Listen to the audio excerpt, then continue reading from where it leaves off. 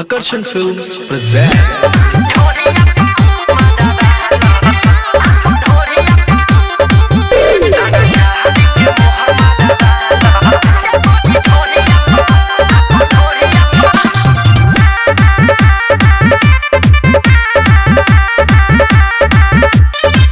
सुनो यूपी बिहार लिखवाल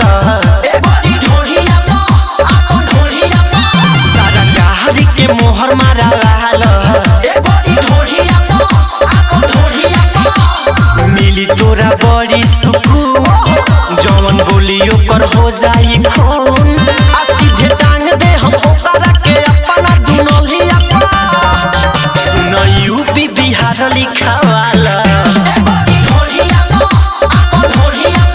सरकार के मोहर मारवाल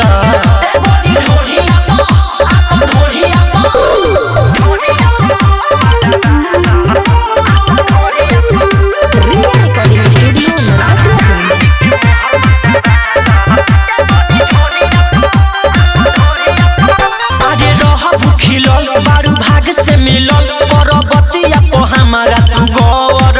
घूमे जाई भूसहर चाहे गाँव नहर केहू डाली न तहारा पकड़ ए हसीना अरे मान जाओ हारे रह भूखिल बारू भाग से मिलल परबतिया को हमारा तू गौर घूमे जाई भूसहर चाहे गाँव नहर केहू डाली न तहारा पकड़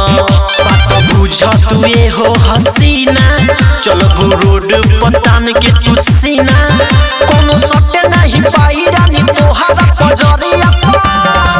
सुन यूपी बिहार लिखवाल सरकार के मोहर मारवाल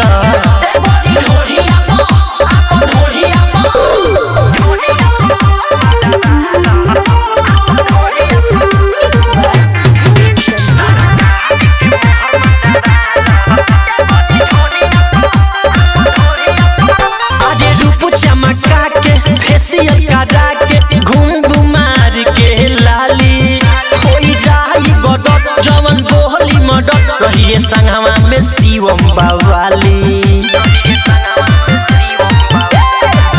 हरे रूप चमका के फेसियल करा के घूम बुमार के लाली होई जाई गदर जवन बोहली मडर रहिए संगवा में शिवम बावाली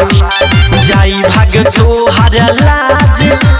कहता रे राम बलि राज खुश होई एक सुतबू अंकितावा के बबी हो नमरिया सुन यूपी बिहार लिखवाल सरकार के मोहर मारवाल रिया रिकॉर्डिंग स्टूडियो नरकटियागंज।